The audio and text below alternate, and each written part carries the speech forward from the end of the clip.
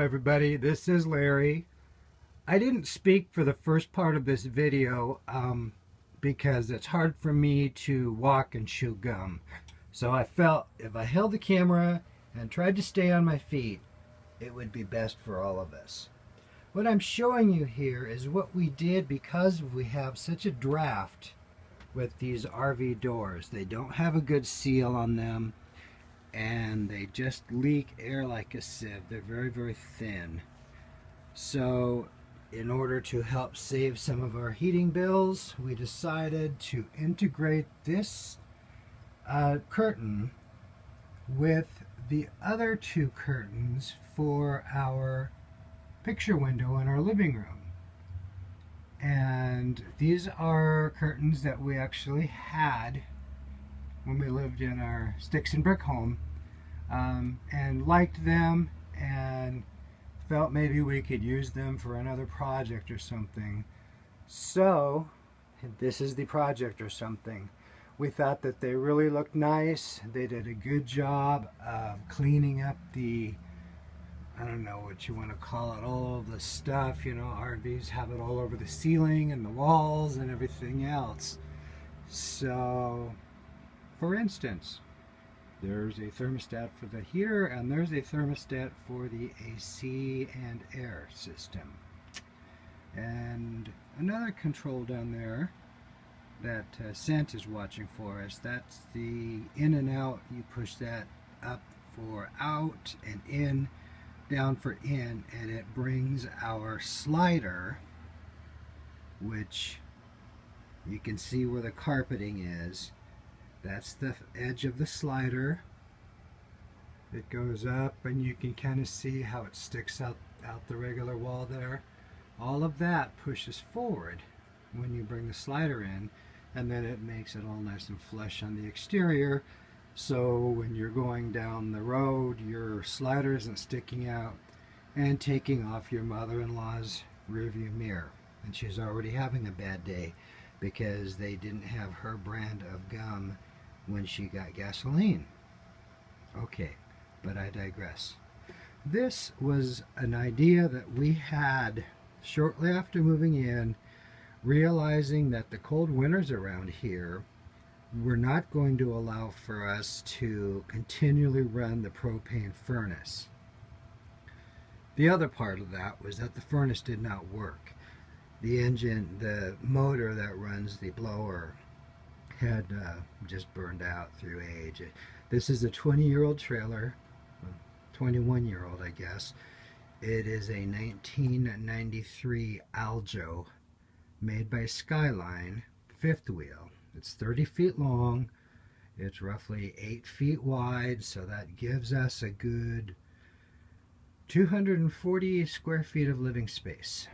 So with that in mind, everything that we do, everything that we want, we have to be able to make sure we've got space for it. We have a whole bunch of Christmas decorations in storage, so we just felt we were going to do it simple. You see a couple stockings there, a little snow globe, that little statue over there, and then the little jingly balls. Those all came from the dollar store. We live within a mile of a Dollar Tree and we just absolutely love it. So anyway, that looks very nice, and you can thank Leslie for that, as well as for the Christmas tree that she found.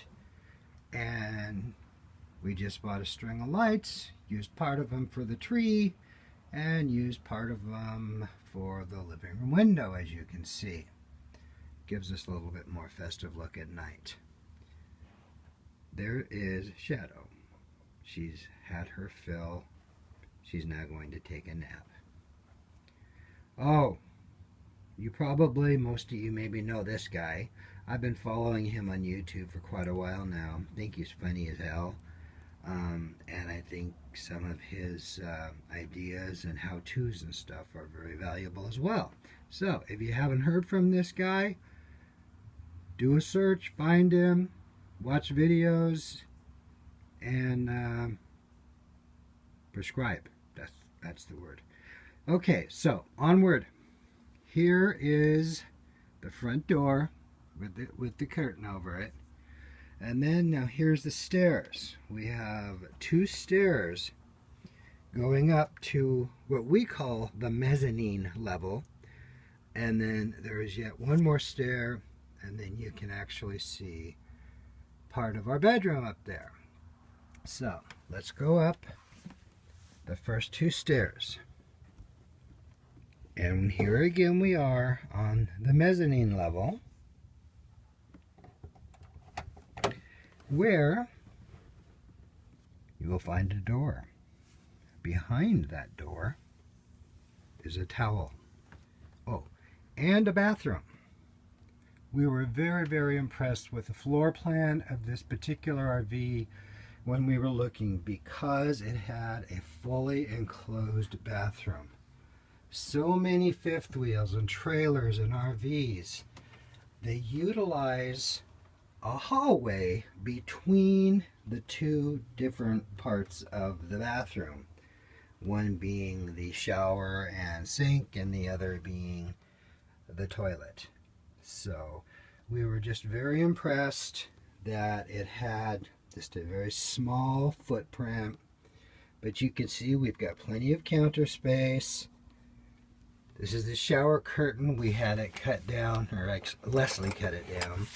And of course, we've got a shower. That's how we dry our towels as soon as we're done with them. I installed that little guy up there, and it seems to be working just great. Okay, now that I've made you dizzy, let's move on from the bathroom, and we will go to the upper level, upstairs. We are now upstairs. As you can see, there's not a whole lot of space upstairs. We've got a window over on this side. There is a little aisle so Leslie can walk through there. That little black garbage pan thing, that is our laundry basket. We do like to watch TV sometimes in bed, so I installed this 32-inch, and then you can see the little DVD player over there. I just used a couple of cheap shelf brackets, put some Velcro on the bottom of the DVD and on the top of the shelf bracket, and there it just sits. Easy as anything. Moving further on, it looks like we have a couple of hooks for hanging whatever it is that we're not wearing when we hang it. And so up there you can kind of see that's the end of the bedroom now. And this is a full-size bed. It actually has got a platform. These don't come with box springs. You can see how they're kind of built from the floor.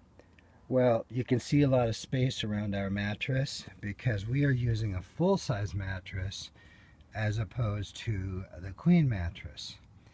It gives us a little bit more room on either side because it is 6 inches thinner than a queen mattress. Gives us a little bit more room at the end of the bed also because it is 6 inches shorter than a queen. And so it works for the two of us. We're cuddlers, snugglers, whatever you want to call it. And just being in this close of proximity to each other as we sleep is not a problem. Now, one of the things that became a problem was you can see the little space where those shelves go across above the pillow. When we moved in, the mattress that was on our bed at that time, and it was a queen, was that thick. I mean, a sponge is bigger. So, you know, we got that mattress out of there very quick and had already planned on using our bed. It was less than a year old, so we figured we would continue to use it even if it was in a different size. But as you can see, we've got a nice thick, comforter on it. It does not look like it doesn't fit, unless of course you pull up the corners. And if you do that, then boy, you better know us pretty well. Anyway, that pretty much, excuse the finger, I will edit that. That pretty much concludes the tour of the Tiny Powerhouse. These are just some little things that we hang up here, and extra keys and bills and messages. And we actually do find a use for these cornices. They have actually turned into some very nice shelving, as you can see over in the bedroom. A water glass and a box of Kleenex that's able to be used. So while I'm still determined to get rid of these cornices and these ugly, ugly curtains, I've got to figure out how I'm going to replace the little bit of storage space, whether it just be shelving or something else. I don't know. Oh, those guys just reminded me, you'll probably notice in our main living area here, as I just kind of pan around, and you can see the entire room from the center, and here we are back to the couch. There's no eating area in here. When we moved in, this area here had a little table and two little chairs, freestanding. They weren't built in or anything, sitting there. And so that was actually the planned area for dining. Of course, it's a couch. We watch a lot of movies and shows and things we stream on Netflix or YouTube or Hulu. And so we've always got some kind of project show that we're watching. Anyway, so when we do actually, since it's 99.999% of the time, Leslie and I having dinner here, we just don't really feel we need a dining room table. So what we've done is we went and bought those little 4-packs of TV trays, and they come with a little stand that you can put in your closet, etc., etc. Well, we figured TV trays set up in front of the couch, which is right up in front of the television set, that we could just sit here and enjoy a show or whatever, or music, while we're having our meals. Now, if we ever do decide that we're going to have company over and we'll be serving a meal, we can do one of two things at this point. I have 2 more of these out in storage, so we could bring them in and then find a concrete block they could sit on. Or we could get maybe like a little folding table that goes right in the middle. But again, it's storage, and then the 4 chairs that you need to go with it. I mean, it all starts to add up. These are some of the things about living like this that we just have to continually keep in mind. How I used to window shop or go through Home Depot or whatever and think, oh my gosh, that's so cool, let's grab it. And you could, and it was not a problem. Well, now you got no room. It's a problem. Oh, there's my little spirit corner up there. Go Seahawks. And then finally, because this is an awful long video so far, and I do apologize for that, is that we will be taking this couch. It's all built in with 2x4s, and the back flings over the top and turns it into a pseudo, person and a half bed. But it's very uncomfortable to sit on and to sleep on. So it's got to go. I'm going to have to dig all the 2x4s that make up the sides, and you can see our railings there. I have to take that out. In order to get just enough room, I even may have to remove the wainscoting that you can see on that.